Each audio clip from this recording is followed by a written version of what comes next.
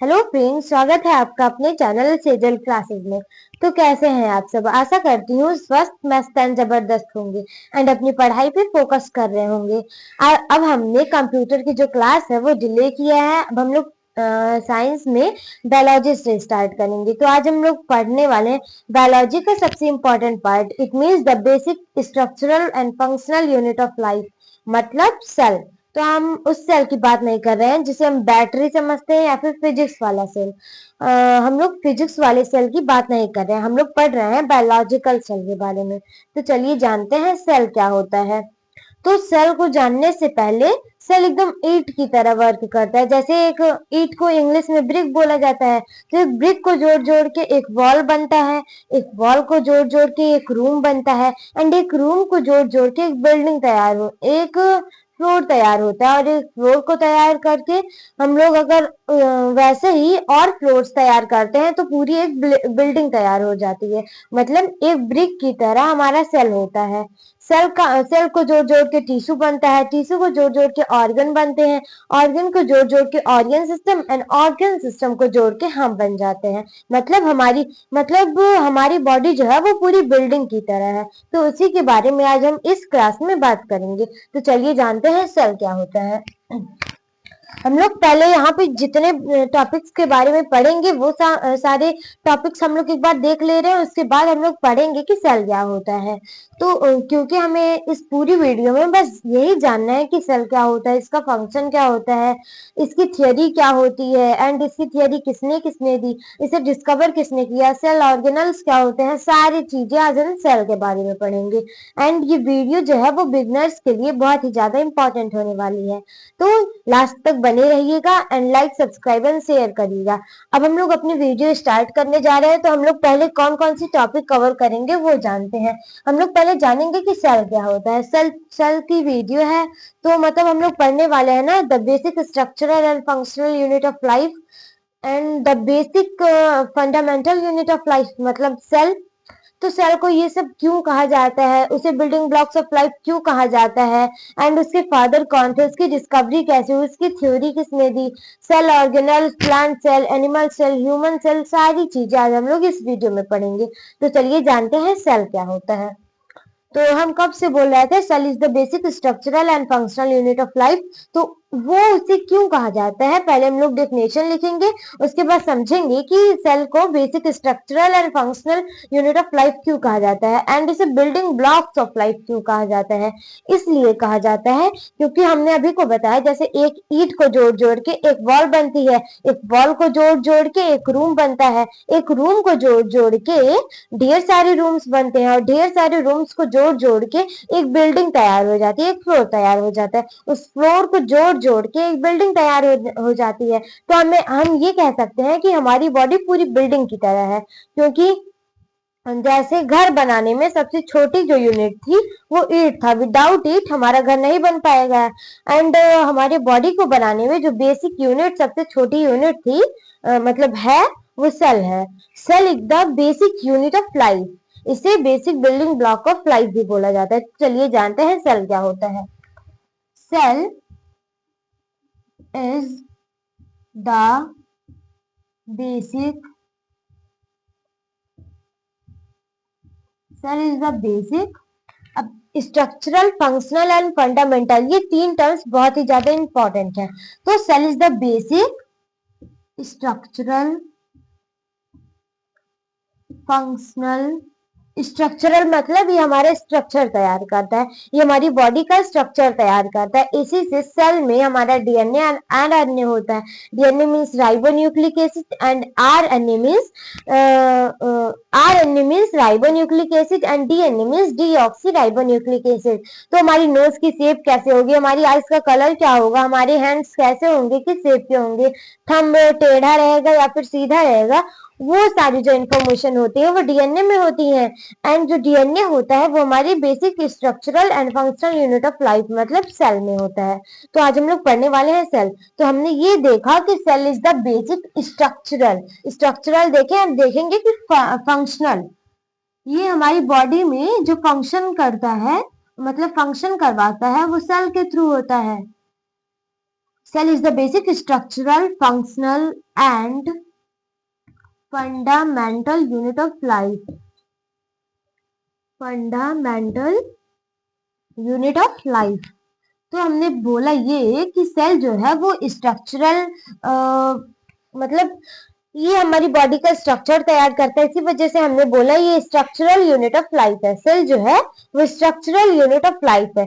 फिर हमने बोला ये फंक्शनल यूनिट ऑफ लाइफ है, मतलब हमारी बॉडी का जो फंक्शन होता है, जैसे मैं भी चल रही हूँ तो मेरे अंदर फंक्शन हो रहा है, मैं चल रही हूँ, मेरे हैंड का मूवमेंट हो रहा है तो ये भी मेरे अंदर फंक्शन हो रहा है। मैं बोल पा रही हूँ तो फंक्शन हो रहा है, मतलब मेरे वॉइस बॉक्स में जो है वो मतलब आवाज निकल रही है वॉइस बॉक्स से, तो वो भी एक फंक्शन हो रहा है। वो किसके थ्रू हो रहा है? सेल के थ्रू। पहले ऑर्गन सिस्टम, मतलब हम लोग पूरे एक ऑर्गेनिज्म है, फुल ऑर्गेनिज्म है, तो हम लोग किससे बने थे? एक ऑर्गन सिस्टम से। ऑर्गन सिस्टम किससे बना था? वो ऑर्गन से बना था। ऑर्गन किससे बना था? वो टिश्यू से बना था। तो टिश्यू होता क्या है और वो किससे बना था? तो टिश्यू ग्रुप ऑफ सेल्स से बना था। तो हमने यहाँ पे पढ़ा cell is the basic structural, functional and fundamental unit of life. Cell जो है वो बेसिक स्ट्रक्चरल यूनिट है, फंक्शनल यूनिट है, फंडामेंटल यूनिट है। फंडामेंटल राइट्स होते हैं ना, वही राइट्स उसी की तरह हमें सेल प्रोवाइड करता है। जैसे सेल हमें क्या क्या प्रोवाइड करता है? मूवमेंट प्रोवाइड करता है। उसका एडवांटेज ये है, सेल के बहुत सारे एडवांटेज है, उसके एक भी डिसएडवांटेज नहीं है। सेल के डिसएडवांटेज इसलिए नहीं है क्योंकि सेल से तो ये हमारी बॉडी बनी है। तो हम लोग ये कह सकते हैं कि cell is the basic building blocks of life, मतलब विदाउट सेल हम लोग मतलब जिंदा ही नहीं रह सकते। अब हम बात करते हैं कि what is the functional and मतलब functional and fundamental functional and fundamental हम लोग किसे बोल रहे हैं? तो हम लोग बोल रहे हैं सेल को। Cell is the basic structural, functional and fundamental unit of life. अब हम लोग देखते हैं एक साइकिल की मदद से, एक फ्लोचार्ट की मदद से, कि पहले हम बने, उसके बाद क्या हुआ। पहले हम लोग ऑर्गेनिज्म बने, ऑर्गेनिज्म हम लोग हैं, ऑर्गेनिजम्स हम लोग हैं। तो हम मतलब हमारी बॉडी ऑर्गेनिज्म है पूरा, हम लोग एक फुल ऑर्गेनिज्म है ना। तो हम किससे पहले बने? तो हम लोग पहले बने थे ऑर्गन सिस्टम से। ऑर्गन सिस्टम किससे बना था? ऑर्गन सिस्टम बना था ऑर्गन से। एंड ऑर्गन किससे बना? ऑर्गन बना टिश्यू से। एंड टिश्यू किससे बना? टिश्यू जो है वो ग्रुप ऑफ सेल्स से बना, ग्रुप ऑफ सेल्स से। ग्रुप ऑफ सेल्स को टिश्यू बोला जाता है। जैसे ये एक सेल है, ये एक सिंगल सेल है। तो आप लोग सोच रहे होंगे कि मैंने सेल को सर्कल शेप में बनाया और उसके बीच में एक छोटा सा पॉइंट बना दिया है, तो वो पॉइंट क्या है? अभी हम लोग उसके बारे में डिटेल में पढ़ेंगे। ये जो पॉइंट है ये डिनोट कर रहा है न्यूक्लियस को। सेल का जो मतलब सेल का जो है वो एक कंट्रोलर ऑफ द सेल, मतलब जैसे हमारे बॉडी को कंट्रोल हमारा ब्रेन करता है, तो सेल को कंट्रोल जो है वो न्यूक्लियस करता है। अभी हम लोग न्यूक्लियस के बारे में पढ़ेंगे। तो हमने यहाँ पे देखा ये एक सिंगल सेल है। एंड ग्रुप ऑफ सेल्स को टिश्यू बोला जाता है, मतलब ग्रुप ऑफ सेल्स, सेल्स का ग्रुप।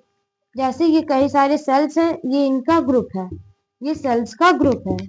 तो ये जो हम डॉट बना रहे हैं वो इंडिकेट कर रहा है टिश्यू को। तो ये जो है वो group of cells, it means tissue है। और ये जो है वो एक सिंगल सेल है। तो हमने अभी तक इतना पढ़ा कि सेल क्या होता है, एंड सेल का फ्लो चार्ट समझा कि सेल होता क्या है। सेल जो है वो basic structural, functional and fundamental unit of life है।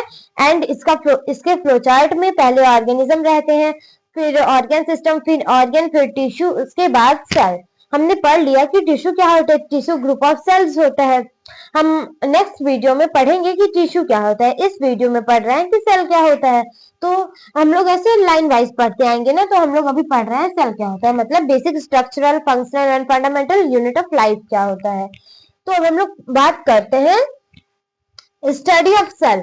स्टडी ऑफ सेल को क्या बोला जाता है? सेल की स्टडी जो कर मतलब स्टडी ऑफ सेल। हम लोग अगर सेल का अध्ययन कर रहे हैं, सेल की स्टडी कर रहे हैं, अभी तो हम लोग सेल की स्टडी ही कर रहे हैं, तो उसे हम लोग क्या बोलेंगे? हम लोग बोलेंगे साइटोलॉजी। और जो सेल की स्टडी करता है उसे बोलते हैं साइटोलॉजिस्ट।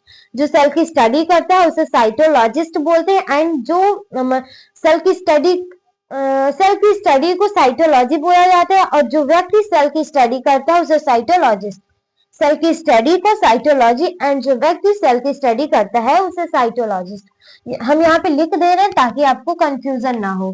सेल की स्टडी को साइटोलॉजी बोला जाता है, एंड जो व्यक्ति, कोई एक पर्सन है, सपोज करिए हम ही लोग हैं, अभी हम लोग सेल की स्टडी कर रहे हैं, तो हम लोग कहलाएंगे साइटोलॉजिस्ट। जब हमें फुल नॉलेज हो जाएगा अबाउट सेल तो हम लोग साइटोलॉजिस्ट कहलाएंगे। तो यहाँ पे हमने लिखा study of cell. Study of cell को बोला जाता है cytology. Cytology study of cells को बोला जाता है। एंड जो व्यक्ति, जो पर्सन स्टडी करता है सेल को उसे बोला जाता है साइटोलॉजिस्ट। साइटोलॉजिस्ट उसे बोला जाता है जो व्यक्ति सेल की स्टडी करता है। अब चलिए जानते हैं हमारे नेक्स्ट टॉपिक के बारे में। तो हमारा नेक्स्ट टॉपिक है डिस्कवरी ऑफ सेल। आखिर सेल को किसने बनाया? हम कब से बोल रहे हैं cell cell cell and cell. तो इस सेल को किसने बनाया और ये डेड सेल क्या होता है, लिविंग सेल क्या होता है, आज हम लोग इस वीडियो में फुल पढ़ेंगे सेल के बारे में। तो हमने अभी तक क्या पढ़ा? सेल क्या होता है? Basic structural unit of life होता है, बिल्डिंग ब्लॉक्स ऑफ लाइफ होता है, basic fundamental unit of life होता है, and structural and functional unit of life होता है, एंड जो स्मॉल यूनिट ऑफ लाइफ होता है वो भी सेल ही होता है। एंड अब हमने पढ़ा कि कौन सा पर्सन, मतलब जो पर्सन सेल की स्टडी करता है उसे क्या बोला जाता है, एंड सेल की स्टडी को क्या बोला जाता है। सेल की स्टडी को साइटोलॉजी बोला जाता है, एंड जो व्यक्ति सेल की स्टडी करता है उसे साइटोलॉजिस्ट बोला जाता है। अब हम लोग पढ़ेंगे डिस्कवरी ऑफ सेल, मतलब सेल की डिस्कवरी कैसे हुई। तो हम आपको एक छोटी सी कहानी याद दिला रहे हैं, इट मीन सुना रहे हैं, तो आप उससे समझ जाइएगा कि रॉबर्ट हुक ने, जो फर्स्ट व्यक्ति थे, पहले व्यक्ति थे जिन्होंने सेल की डिस्कवरी की, वो थे रॉबर्ट हुक। रॉबर्ट हुक ने 1665 में सेल की डिस्कवरी की। उन्होंने ना खुद का माइक्रोस्कोप बनाया, और उन्होंने अपने खुद के माइक्रोस्कोप में, जो हमारे ज्योमेट्री बॉक्स में निकलता है छोटा सा मैग्नीफाइंग ग्लास, इतना मतलब इस शेप का होता है, ऐसे कुछ होता है मैग्नीफाइंग ग्लास, ऐसे नहीं होता, ऐसे शेप का होता है हमारा मैग्नीफाइंग ग्लास।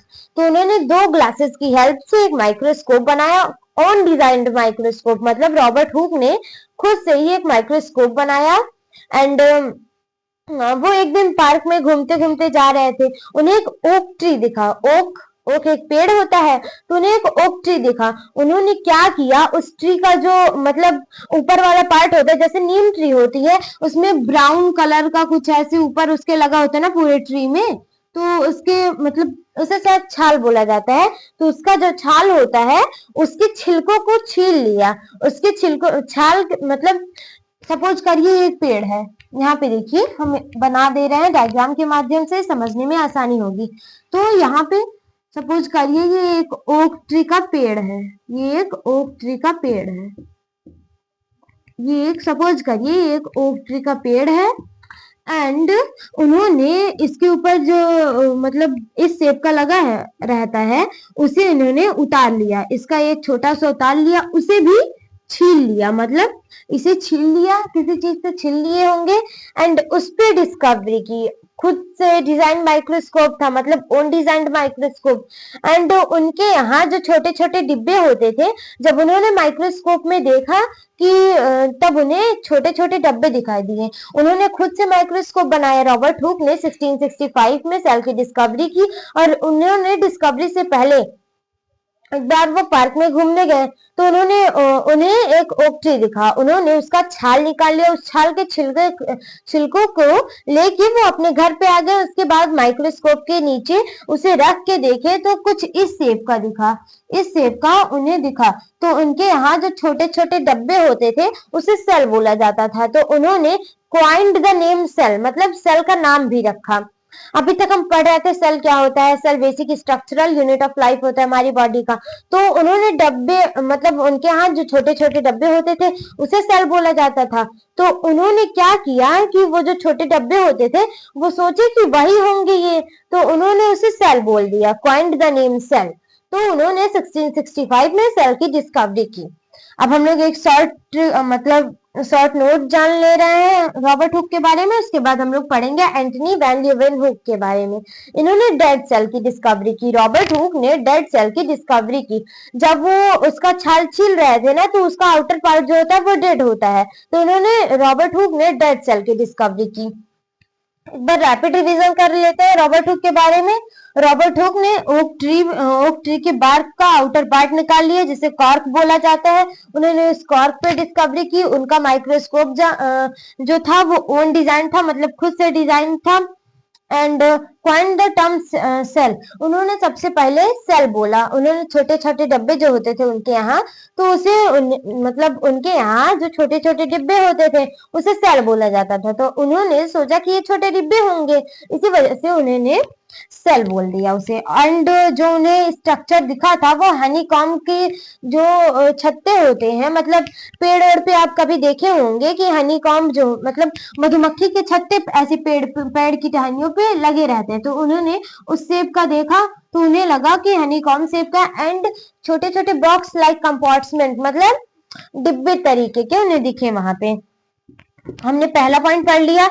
ओक ट्री के जो बार्क का आउटर पार्ट है उसे कॉर्क बोला जाता है। एंड उसपे रॉबर्ट हुक ने डिस्कवरी की, कॉइन्ड द टर्म सेल। उन्होंने सेल का नाम रखा, मतलब जो अभी तक सारे डिस्कवर्स जिन व्यक्तियों ने सेल के ऊपर डिस्कवरी की एंड उसकी थ्योरी दी, उन्हें थोड़ी ना पता था कि इसका नेम सेल ही है।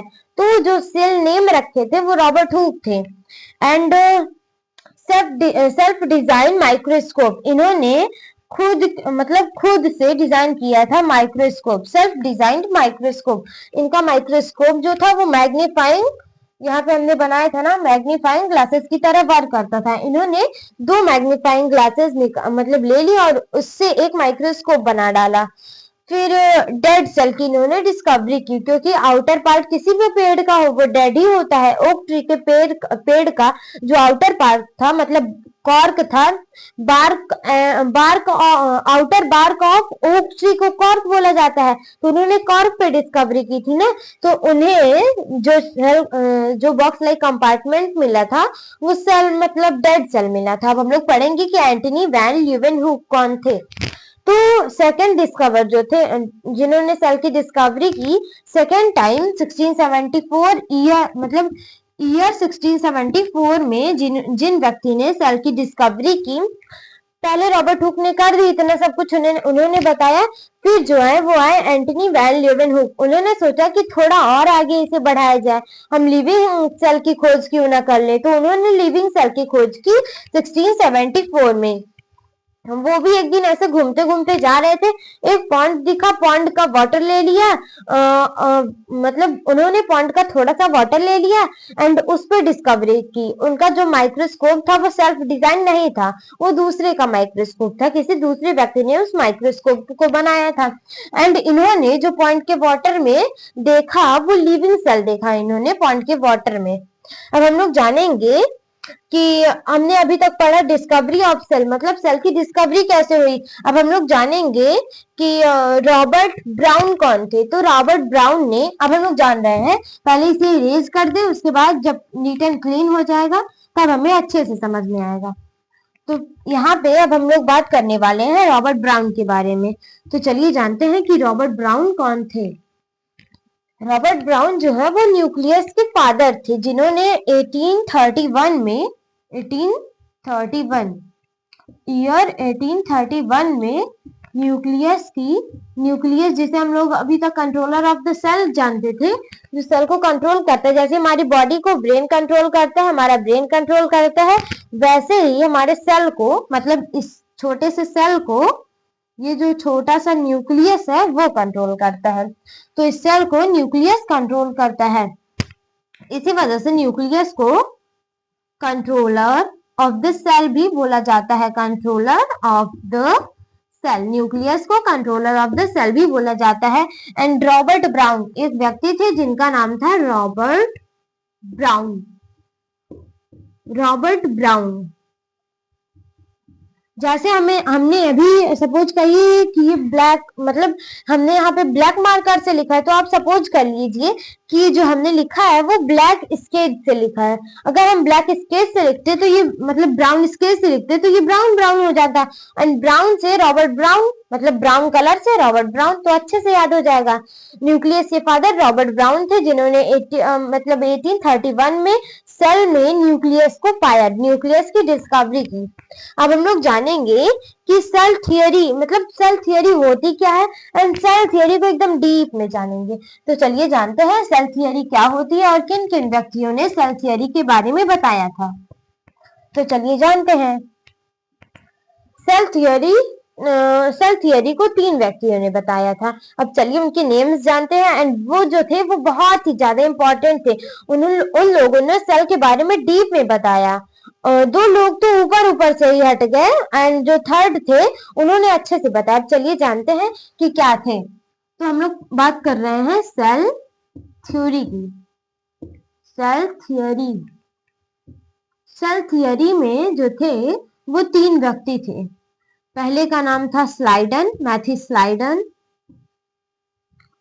Mathis Schleiden, Theodor Schwann, Matthias Schleiden, Theodor Schwann. Schwann मतलब आप लोग, मतलब संस्कृत में स्वान मीन्स शायद डॉगी होता है, तो स्वान मीन्स डॉगी नहीं होता वैसे तो। मतलब हम लोग कह सकते हैं मतलब थियोडर स्वान जो थे वो सेकंड डिस्कवरी, मतलब डिस्कवरी नहीं, थियोरी ऑफ सेल में सेकंड जो थे वो पर्सन थे। पहले जो थे वो मैथिस लाइडन थे, एंड सेकंड जो थे वो थियोडर स्वान थे, एंड थर्ड जो थे वो थे रुडोल्फ वर्चो। तो यहाँ पे स्वान थे, Matthias Schleiden, Theodor Schwann and Rudolf Virchow. तो रुडोल्फ वर्चो, मतलब रुडोल्फ वर्चो जो थे वो बहुत ही ज्यादा इंपॉर्टेंट चीज बताए थे। अभी हम लोग जानेंगे कि वो ऐसा कौन सा चीज बताए थे जिसे सबसे ज्यादा इंपॉर्टेंट माना गया सेल थियरी में।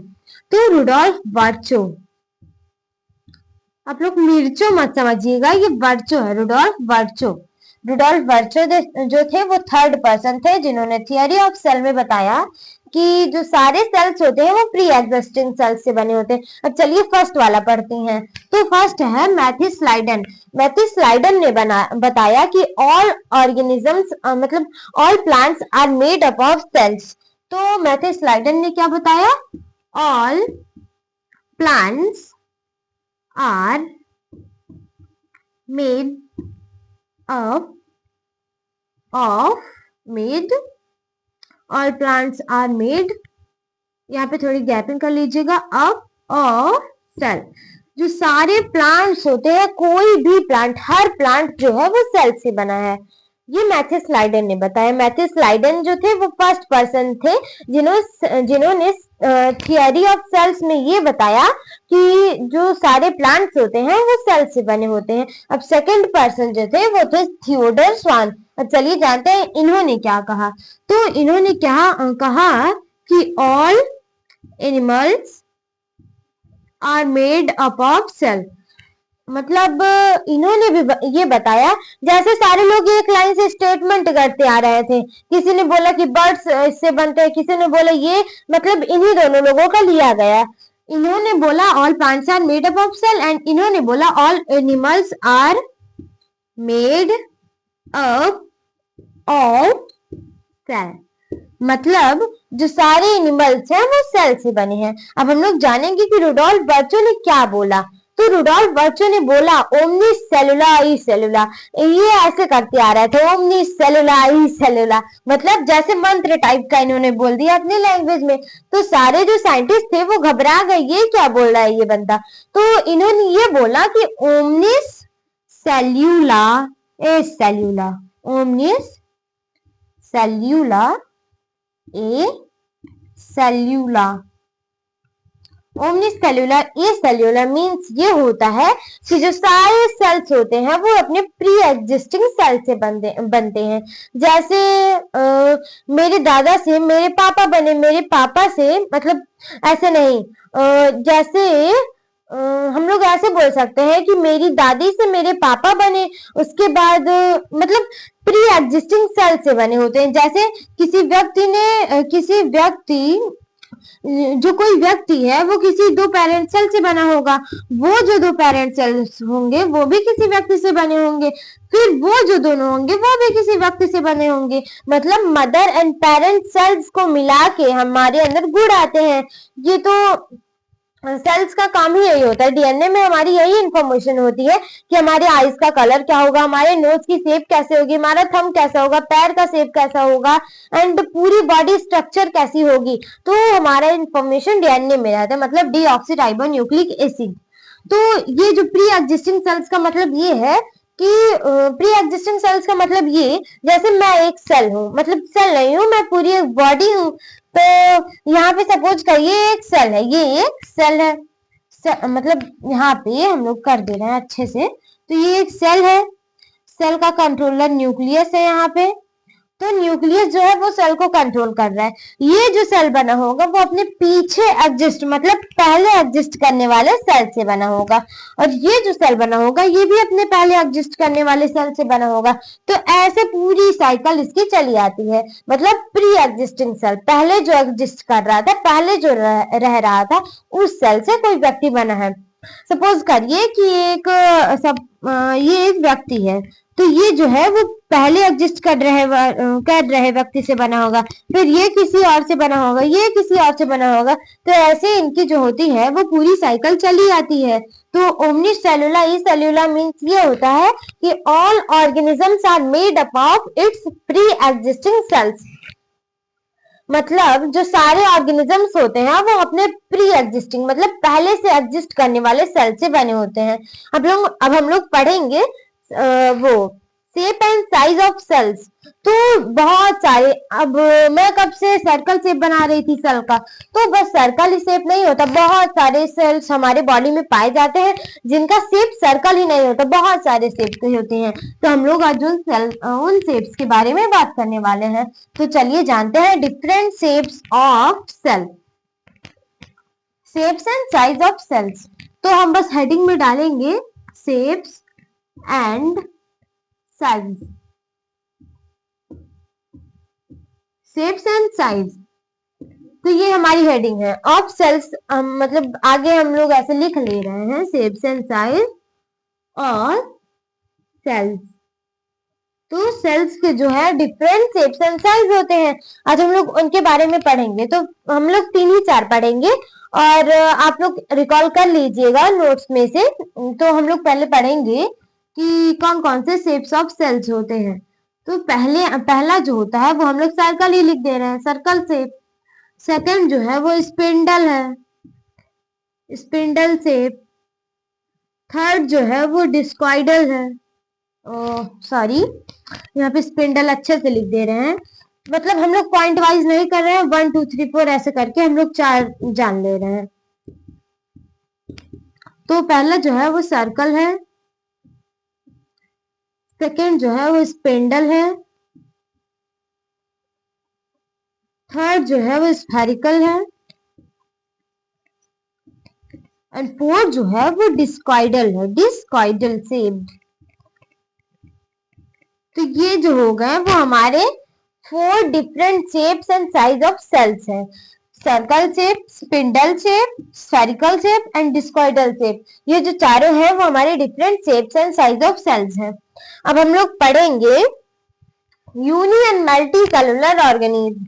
मतलब किसके पास सिंगल सेल होता है, किसके पास ढेर सारा सेल होता है।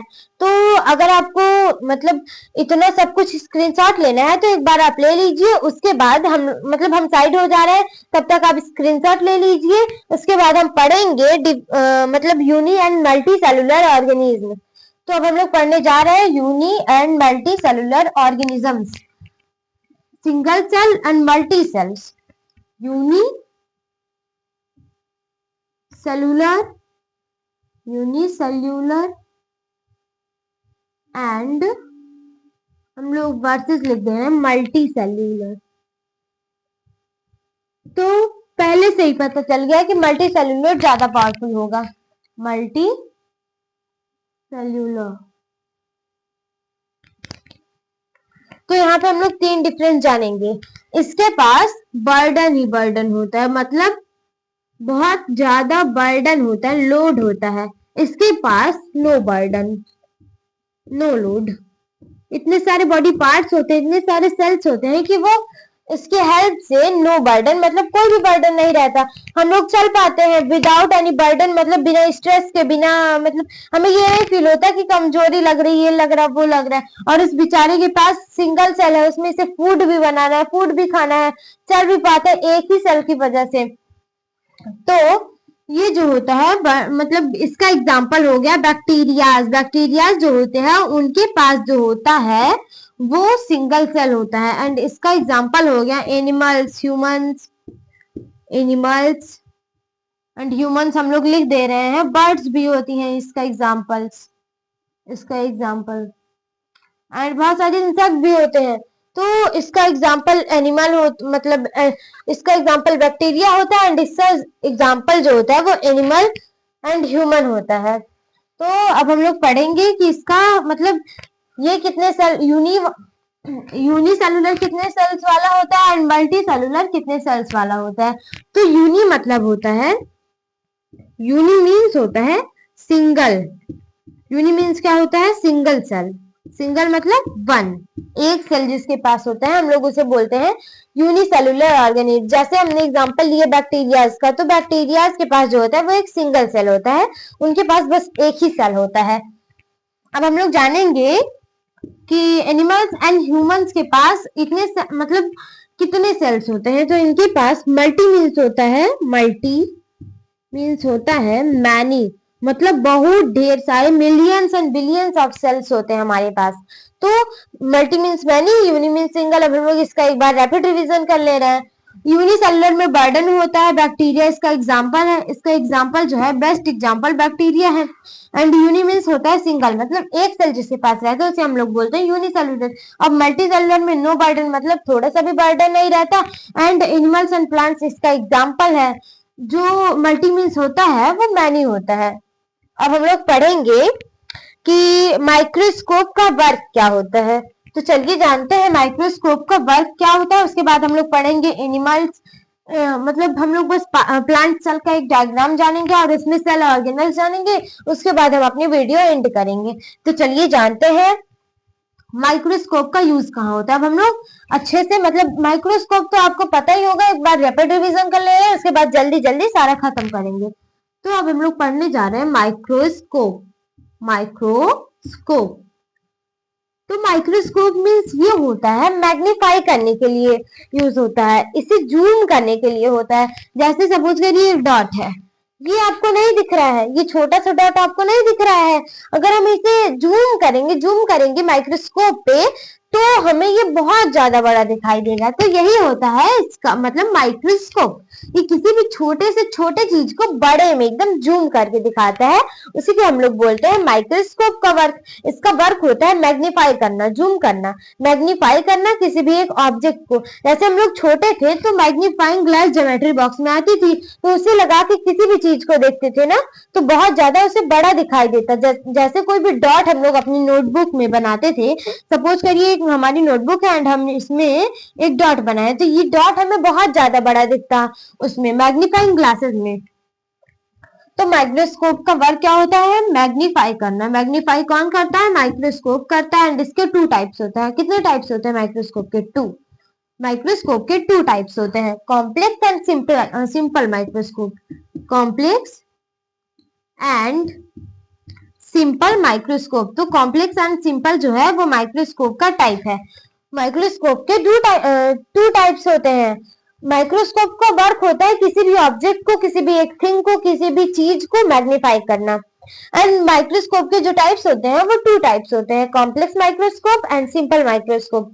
सिंपल मतलब कॉम्प्लेक्स मतलब जटिल होता है एंड सिंपल मतलब सरल होता है। इसके टू टाइप्स होते हैं। अब हम लोग जानेंगे सेल ऑर्गेनल्स। तो हम लोग इसे एक बार इरेज करके अच्छे से लिख दे रहे हैं, उसके बाद हम लोग जानेंगे सेल ऑर्गेनल्स नेम। फिर इस डायग्राम को समझ के खत्म करेंगे अपने वीडियो। तो यहाँ पे हम लोग जानने वाले हैं cell organelle, cell organelles, cell के जो ऑर्गेनेल्स होते हैं, तो सेल में बहुत सारे ऑर्गेनेल्स होते हैं। तो हम लोग स्टार्ट कर रहे हैं यहाँ से। तो हम लोग डायग्राम भी समझा करेंगे एंड जो हमारे सेल ऑर्गेनल्स हैं उसे भी लिखा करेंगे। अब जो इरेज पार्ट हो गया है उसे हम लोग एक बार और रिकवर कर लेते हैं, मतलब लिख लेते हैं। यहाँ पे हमने लिखा था प्लांट सेल, मतलब प्लांट सेल को हम लोग इस वीडियो में दर्शा रहे हैं। तो ये जो है वो एक पूरा प्लांट सेल है, ये जो है वो एक पूरा प्लांट सेल है। तो बेसिकली जो सेल ऑर्गेनल्स होते हैं वो 10 सेल ऑर्गेनल्स होते हैं हमारी बॉडी में नहीं, एक सेल में जो सेल ऑर्गेनल्स की नंबर होती है वो 10 होती है। तो हम लोग स्टार्ट कर रहे हैं प्लाज्मा मेम्ब्रेन से। तो प्लाज्मा मेम्ब्रेन को हम लोग सेल मेम्ब्रेन भी बोलते हैं, प्लाज्मा मेम्ब्रेन। प्लाज्मा मेम्ब्रेन को हम लोग सेल मेम्ब्रेन भी बोलते हैं। फिर आ गया सेल वॉल। वॉल मीन्स दीवार एंड सेल मतलब जो हम सेल बनाए हैं, तो सेल की दीवार। अभी हम लोग जानेंगे कि सेल वॉल क्या होता है डायग्राम में। अभी हम लोग डायग्राम में जितने पॉइंट्स लिख रहे हैं सारे अच्छे से पढ़ लेंगे। उसके बाद हमने यहाँ पे लिखा है पैकेजिंग। तो इंडोप्लाज्मिक रेटिकुलम, यहाँ पे ER शो कर रहा है, इंडोप्लाज्मिक रेटिकुलम। तो एंडोप्लाज्मिक रेटिकुलम, इंडोप्लाज्मिक रेटी, यहाँ पे हम लोग फिर से लिख ले रहे हैं। पहले हम लोग जान रहे हैं कि प्लाज्मा मेम्ब्रेन क्या होता है। तो यहाँ पे हम देखिए प्लाज्मा मेम्ब्रेन मतलब आउटर जो पार्ट होता है, किसी भी एक सेल का जो आउटर पार्ट होता है उसे हम लोग बोलते हैं प्लाज्मा मेम्ब्रेन। किसी भी एक सेल का आउटर पार्ट, जैसे इस मार्कर का आउटर पार्ट ये है तो हम लोग इसे बोलेंगे प्लाज्मा मेम्ब्रेन। ये एक सेल नहीं है तो इसे हम लोग बोलेंगे, मतलब कुछ भी बोल सकते हैं। तो सेल का जो आउटर पार्ट होगा मतलब ये वाला पार्ट, तो इसे हम लोग क्या बोलेंगे, प्लाज्मा मेम्ब्रेन। इसे हम लोग बोलेंगे प्लाज्मा मेम्ब्रेन। एक सेल का आउटर पार्ट, इसे हम लोग बोलेंगे प्लाज्मा मेम्ब्रेन। सेल वॉल मतलब ये जो इसकी वॉल है, ये अंदर वाली वॉल जिससे हम लोग एग्जिट एंड एंट्री कर सकते हैं, उसे हम लोग बोलेंगे सेल वॉल। तो इंडोप्लाज्मिक रेटिकुलम, इंडोप्लाज्मिक रेटिकुलम जो होता है वो पैकेजिंग का काम करता है। फिर हम लोग पढ़ेंगे न्यूक्लियस, मतलब controller of the cell. Nucleus को क्या बोला जाता है, controller of the cell. Nucleus जो होता है, विदाउट न्यूक्लियस हमारा सेल रह ही नहीं सकता। Nucleus plant cell, animal cell, हर सेल में न्यूक्लियस पाया जाता है। क्योंकि हमारी बॉडी में अगर ब्रेन नहीं रहेगा तो हम कोई भी एक्शन नहीं कर पाएंगे। अगर हमें कोई बोल के कोई मार के चला जा रहा है तो भी हम कोई चीज ही नहीं बोल पाएंगे, एकदम पागल से हो जाएंगे। विदाउट ब्रेन हमारा दिमाग, मतलब हमारा बॉडी ही नहीं चल पाएगा, हमारे बॉडी को इंस्ट्रक्शन ही नहीं मिल पाएगा। तो ऐसे न्यूक्लियस होता है वो सेल को कंट्रोल करता है। ऐसे हमारी ब्रेन जो हमारे बॉडी को कंट्रोल करती है, वैसे हमारा न्यूक्लियस सेल को कंट्रोल करता है। तो यहाँ पे हमने पढ़ा plasma membrane, cell wall. Plasma membrane को हम लोग बोल सकते हैं सेल मेम्ब्रेन, प्लाज्मा मेम्ब्रेन को हम लोग सेल मेम्ब्रेन भी बोलते हैं। फिर पढ़ा सेल वॉल, फिर इंडोप्लाज्मिक रेटिकुलम, उसके बाद पढ़ लिए न्यूक्लियस। फिर माइटोकॉन्ड्रिया,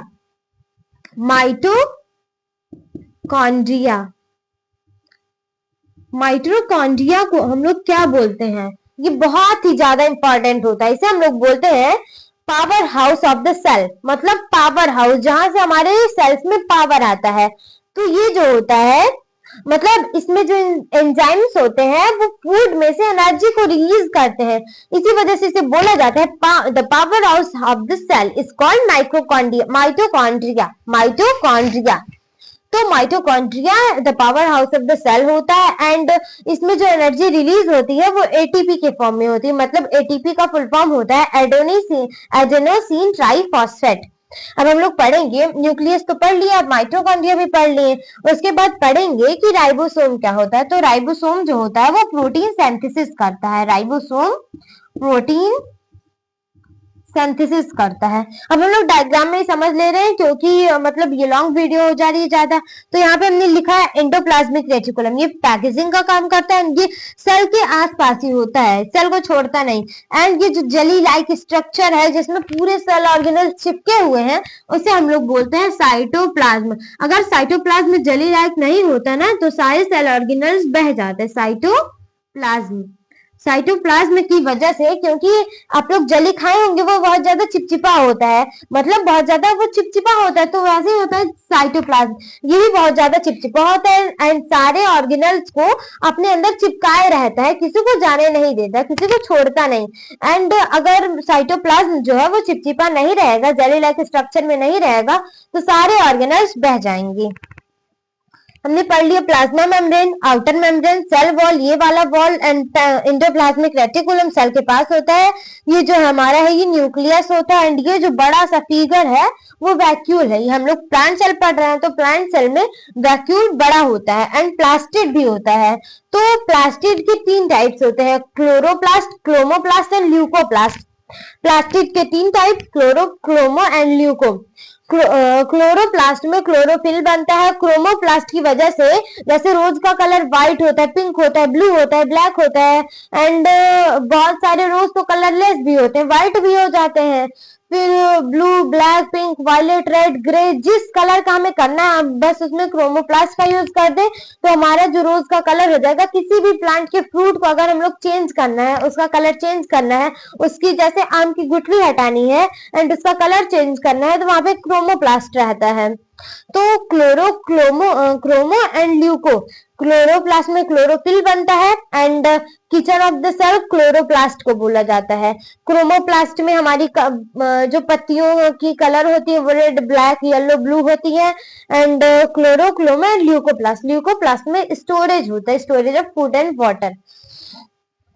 तो हमने इतना पढ़ लिया। अब हम लोग पढ़ेंगे साइटोप्लाज्म। साइटोप्लाज्म में सारे स्ट्रक्चर्स चिपके हुए होते हैं एंड वैक्यूल जो होता है वो प्लांट एंड एनिमल सेल में दोनों में होता है, बस प्लांट सेल में बड़ा होता है, एनिमल सेल में छोटा होता है।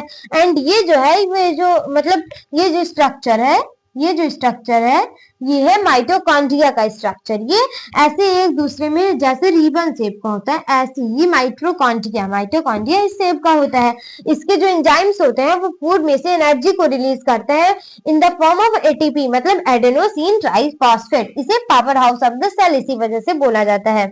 फिर हमने यहाँ पे पढ़ा लाइसोसोम। इसे सुसाइडल बैग बोला जाता है। जैसे हमें अगर कहीं पे चोट लग गई है तो उस सेल को, जिस सेल में चोट लगी होगी, जैसे सपोज करिए मेरी यहाँ पे उंगली कट गई है, तो यहाँ पे जो उंगली इतनी पार्ट में कटी होगी उसका जो रिकवरी करेगा वो भी लाइसोसोम ही करेगा एंड जो डेड सेल होगा उसे खुद ही खा जाता है, इनके एंजाइम्स खुद ही उस सेल को खा जाते हैं। एंड ये हमने पढ़ लिया। अब यहाँ पे सेल वॉल एंड जो एंडोप्लाज्मिक रेटिकुलम होता है, इसके 2 टाइप्स होते हैं, RER एंड SER। SER में कैल्शियम का स्टोरेज होता है एंड RER में डॉट डॉट टाइप के बने होते हैं ऐसे। तो ये सपोज करिए RER है, RER तो है ही, बस यहाँ पे हम लोग डॉट डॉट बना दे तो ये RER हो जाएगा एंड यहाँ पे रहेगा न्यूक्लियस एंड यहाँ पे रहेगा, इसे प्लांट इसे यूज करके बता रहे हैं, एंड यहाँ पे रहेगा हमारा सॉफ्ट, जो सॉफ्ट रहेगा उसे सॉफ्ट एंडोप्लाज्मिक रेटिकुलम एंड जो रफ रहेगा उसे rough endoplasmic reticulum. Thank you for watching this video. Like, subscribe and share.